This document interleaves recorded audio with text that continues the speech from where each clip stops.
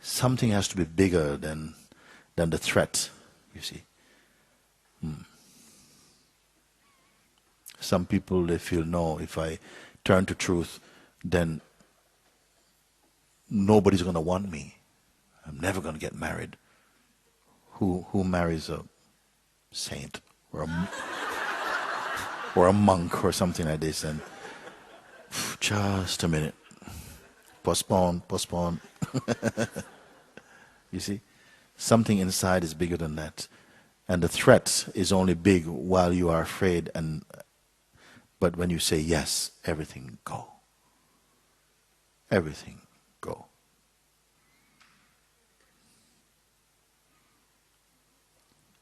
I used to teach in college, an art teacher in college, local college. And I used to invite some of my students, come back to the house and paint. But then the life was changing very powerfully. And at a certain point, I felt, I don't want this anymore. All these students, it doesn't feel right anymore. They come, they drink beer, they're painting and laughing, making a lot of noise, and it doesn't feel right anymore. I don't want this anymore. I remember the day exactly in the park where it came so clear, and praying, Lord, I don't want this anymore. You see, I know that this has to stop. And please just give me the strength to tell them, each one, there was like about 9 of them, to say, look guys, please, right now it's just not working out for you to, and this is a big thing for me, because it would be like turning them down, and there was lots of things like this. But in that moment, the choice was, yes, okay, just show me how. Give me the strength to speak with them. You see, yes, okay. And you know what happened? From this day, nobody came to my house.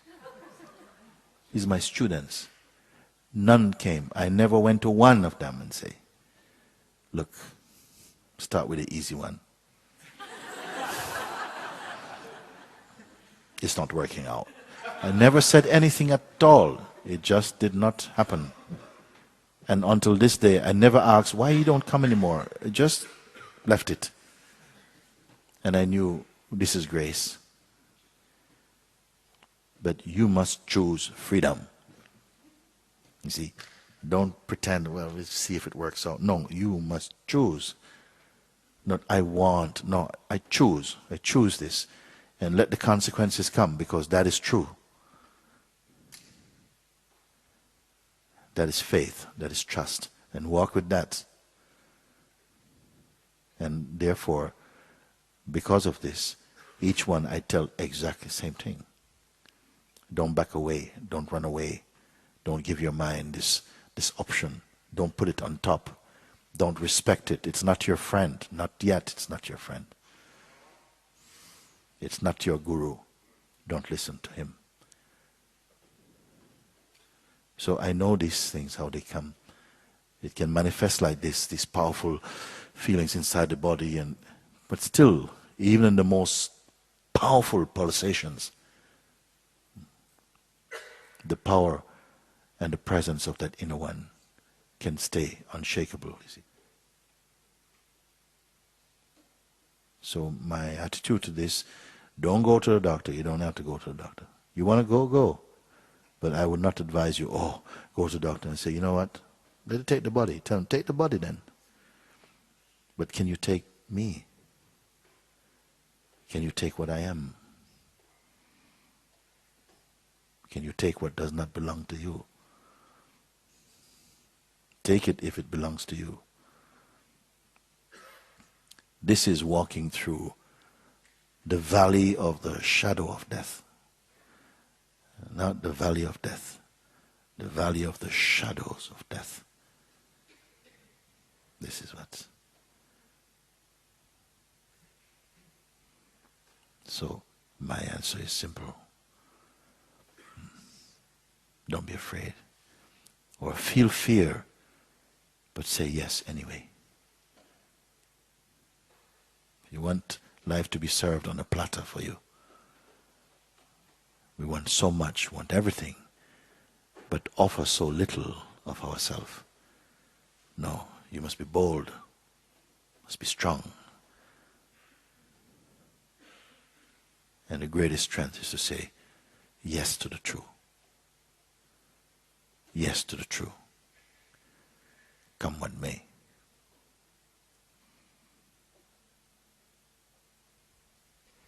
Perhaps this is why somehow your meditation did not complete, because some other things inside was fighting against that.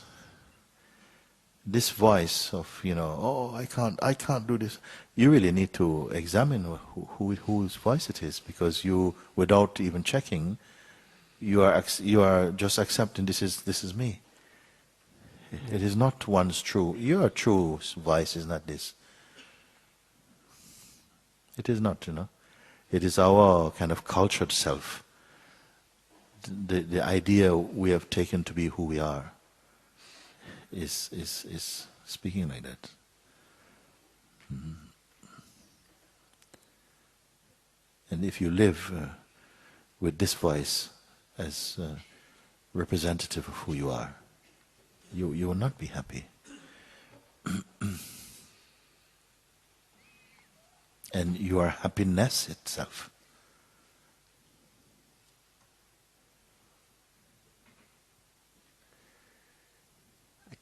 I can feel it, but the pain and the pressure in my body push me away from this state of acceptance.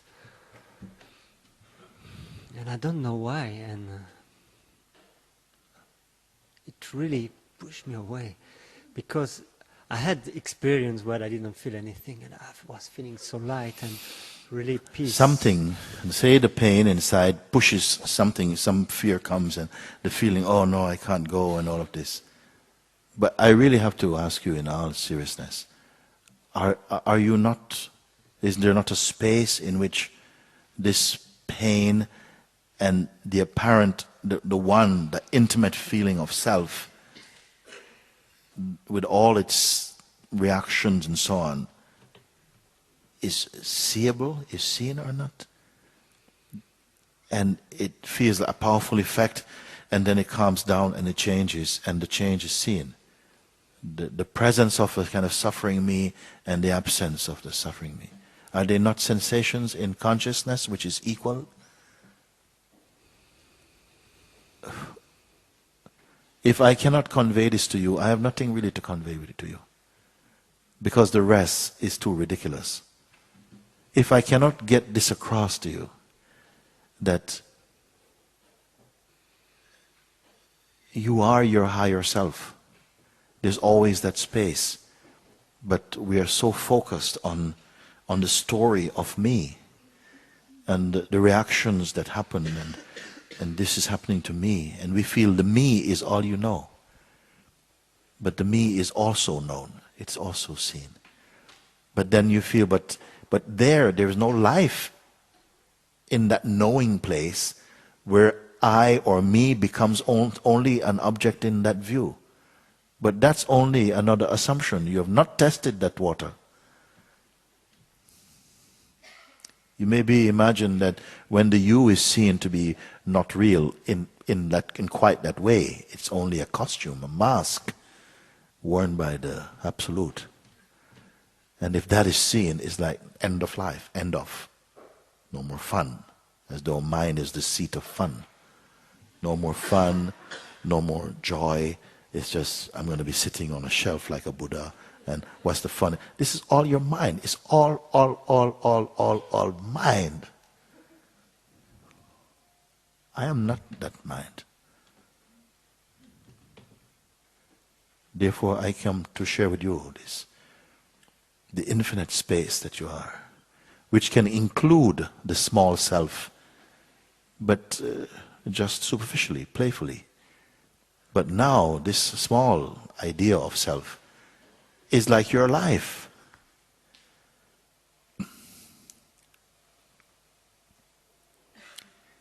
And even then, in this little life, you're making little compromises to just get a little bit of juice out of that.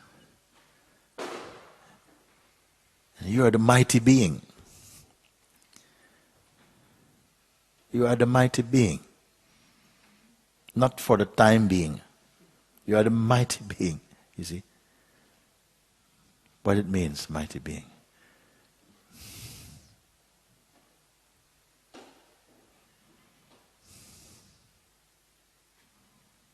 You all know it.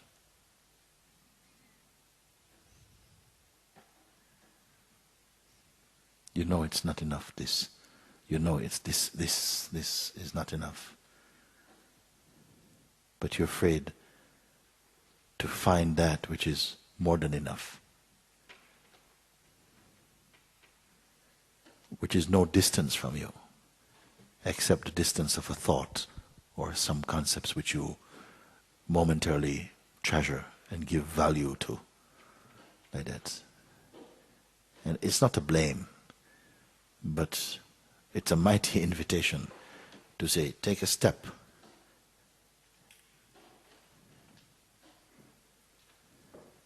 It pains me to see someone like you who is everything, discovering your everythingness, reduced to a beggar in your own kingdom. And it's not about riches. You are wealth. You are the wealth. You are the wealth.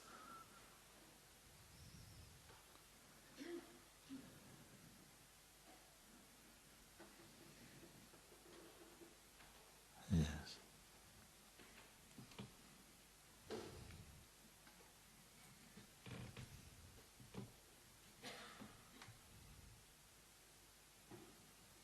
There are many beings, even now, who are willing to die for what they believe. And you're not even really going to die. You're going to live. And you're afraid even to die the stupid death, to live the timeless being.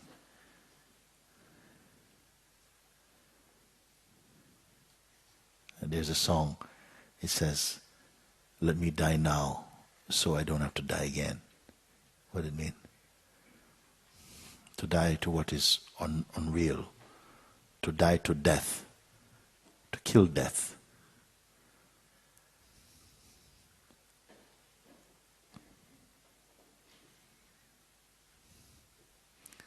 I can only encourage you, because I know the power is in you to do all the things that we speak. And it's not a big thing. It's big in its effect and its impact. But for you it's not big. Sometimes to say, what is my life if I will not be free? What is your life if you're not free?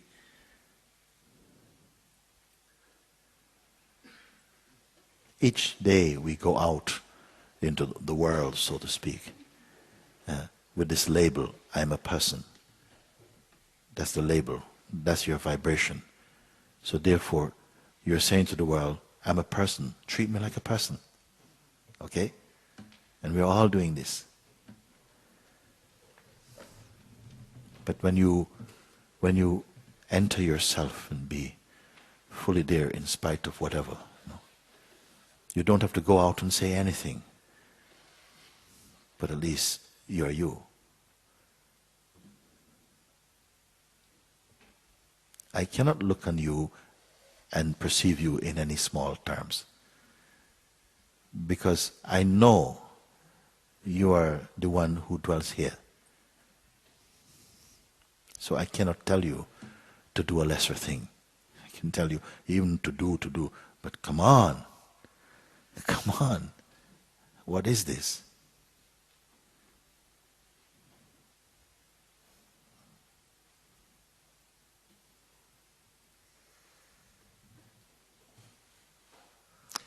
I love you too much to treat you as a person.